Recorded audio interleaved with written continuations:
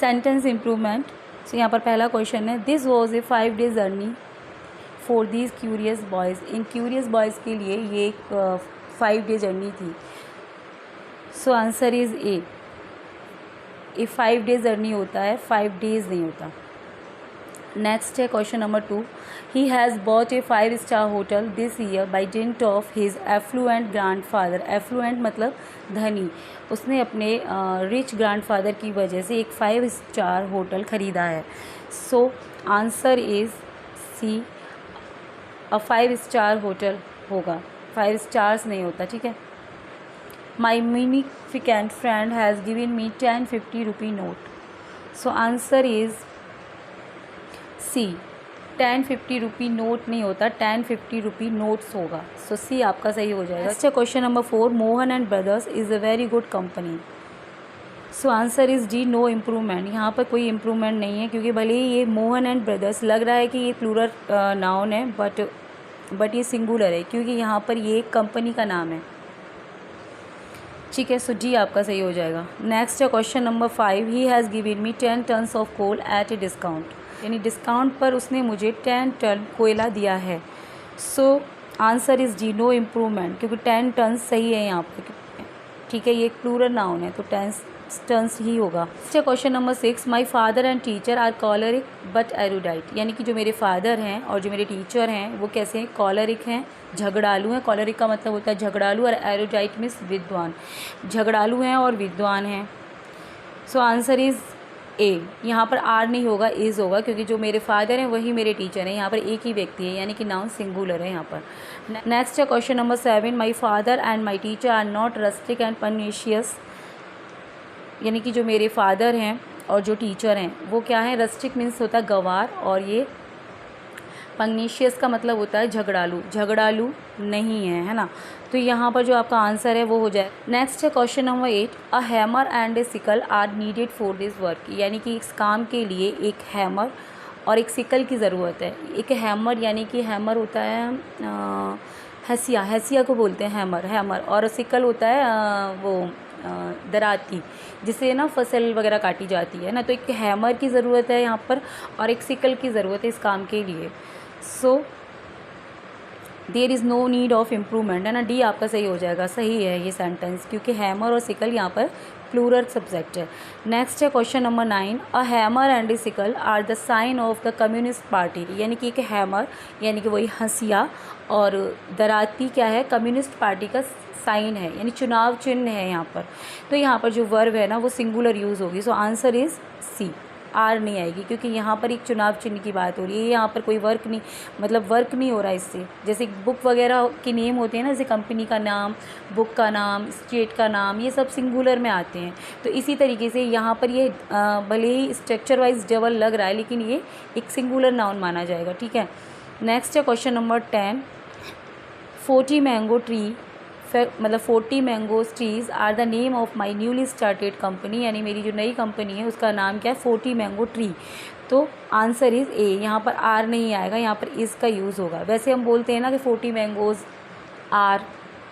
Are बोलेंगे वैसे तो, क्योंकि प्लूरल हो गया सब्जेक्ट। लेकिन यहाँ पर जैसे ऊपर हमने अभी डिस्कस किया था, सेंटेंस सेम वही है कि यहाँ पर 40 मैंगो ट्री एक कंपनी का नाम है। तो हम नाउन या सब्जेक्ट का मतलब, तो हमें वर्ब लगाने के लिए पहले हमें कॉन्टेक्चुअल मीनिंग समझना बहुत ज़रूरी है कि किस संदर्भ में बात हो रही है, किस कॉन्टेक्स्ट में बात हो रही है, ठीक है। ये नहीं है कि आंख बंद करके जय हिंद जय भारत। नेक्स्ट है यहाँ पर common errors, my uncle and aunt is helping this new fight worker, no error. यहाँ आपको बताना है किस पार्ट में एरर है। सो एरर यहाँ है बी पार्ट में। यहाँ पर इज़ नहीं होगा, यहाँ पर आर होगा, are helping this new fight worker, क्योंकि जो सब्जेक्ट है हमारा वो प्लूरल है। माई अंकल एंड आंट, ये 2 व्यक्ति हैं, ठीक है। भले ही यहाँ पर पजेसिव साइन नहीं लगा हुआ है, लेकिन आपको अपने आप ये समझ जाना चाहिए कि यहाँ पे 2 अलग अलग व्यक्ति हैं, क्योंकि मैंने अभी बताया था कि अगर पजेसिव एडजेक्टिव दोनों वर्ड के आगे लगा है तो वो प्लूरल हो गया, मतलब 2 व्यक्ति हैं। और अगर एक ही वर्ड के आगे लगा है तो वो एक ही व्यक्ति है। बट आपको ये चीज़ ध्यान में रखनी है कि हम नाउन को हमेशा कैसे देखते हैं। नाउन को हमेशा देखा जाता है जेंडर के हिसाब से, नंबर के हिसाब से, और डूअर है या नॉन डूअर है इसके हिसाब से हम नाउन को देखते हैं। तो यहाँ पर जो हमारा जेंडर है वो अलग हो गया, तो एक व्यक्ति कैसे हो जाएगा, जो अंकल है वो आंट तो नहीं हो सकते ना। सो जेंडर यहाँ अलग है, इसीलिए हमारे जो व्यक्ति भी हैं यहाँ पर अलग अलग है, इसलिए हम यहाँ पर आर लगाएंगे। ठीक है, नेक्स्ट है यहाँ पर question number 2, my uncle and guardian have help me in embellishing my career, no error. यहाँ कौन से पार्ट में एरर है? So answer is B. ठीक है, यहाँ पर हैव नहीं होगा, यहाँ पर हैज़ का यूज़ होगा, क्योंकि माई अंकल एंड गार्जियन एक ही व्यक्ति हैं। ठीक है, जो मेरे अंकल हैं वही मेरे क्या हैं, गार्जियन हैं। नेक्स्ट है question number 3, your father and grandfather is showing avarice for my belongings, no error, है ना। तो अवॉरिस का मतलब होता है लालच, यानी कि आपके फादर और ग्रैंडफादर मेरे बिलोंगिंग्स के लिए उनके मन में क्या है, लालच है। So answer is B. यहाँ पर your father and grandfather are showing avarice for my belongings. Next है यहाँ पर question number 4, your father and well wisher have piled up lots of wealth for you, no error. यानी so यहाँ पर have की जगह हैज़ आएगा, क्योंकि आपके जो फादर हैं वही आपके वेल विशर हैं और वो आपके लिए बहुत सारा धन छोड़ कर गए हैं। नेक्स्ट है question number 5, a pair of tongs is lying on the platform of the kitchen, no error. यहाँ पर बताना है कौन से पार्ट में एरर है। सो यहाँ किसी भी पार्ट में एरर नहीं है। ए पेयर ऑफ टंग्स यानी कि हमारे सब्जेक्ट के हिसाब से यहाँ पर हमने वर्ब सही लगा हुआ है ना, ईजी होगा। नेक्स्ट है यहाँ पर question number 6, 3 pairs of pincers are available in this dormitory, no error. इन 3 पेयर्स की बात हो रही है, तो आर यहाँ पर हमारा सही है, नो एरर। नेक्स्ट है question number 7, I want a scissors to help you in cutting these cloth. यानी मुझे एक सीज़र की ज़रूरत है इन कपड़ों को काटने के लिए। तो किस पार्ट में एरर है वो बताना है आपको। सो आई वॉन्ट अ सीजर्स, सो यहाँ पर एरर है। ठीक है, scissors, spectacles, trousers, pincer, tongs, ये हमेशा ऑलवेज यूज़, मतलब ये हमेशा as a plural noun used होते हैं। ठीक है, तो इनके आगे हम ए या ए एन नहीं लगा सकते। ठीक है, हाँ अगर हमें इन्हें सिंगुलर करना होता है तब वही पेयर ऑफ ना, टू पेयर ऑफ, ऐसे हम इसे कर सकते हैं। नेक्स्ट है question number 8, my shoe is not so old and torn as yours, no error. यानी कि मेरे जूते उतने पुराने और फटे हुए नहीं हैं जितने कि तुम्हारे हैं।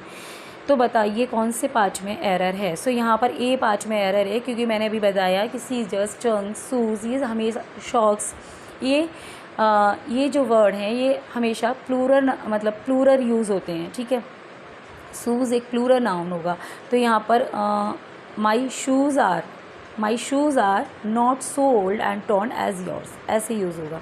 नेक्स्ट है question number 9, the magistrate and collector are on 3-day visit to the nearby district, no error. यानी कि यहाँ जो डिस्ट्रिक्ट है उस नियर बाई डिस्ट्रिक्ट में 3 डे की विज़िट पर हैं। कौन? Magistrate and collector. तो यहाँ पर ये मजिस्ट्रेट एंड कलेक्टर्स एक ही व्यक्ति है, सो यहाँ पर इसका यूज़ करेंगे हम, आर नहीं आएगा। नेक्स्ट है question number 10, the poet and the philosopher of every age has said so, no error. यानी कि पोइट और फिलोसोफर के द्वारा, हर एज के फिलोसोफर एंड पोइट के द्वारा ऐसा कहा गया है। सो यहाँ पर हैज़ की जगह हैव का यूज़ होगा।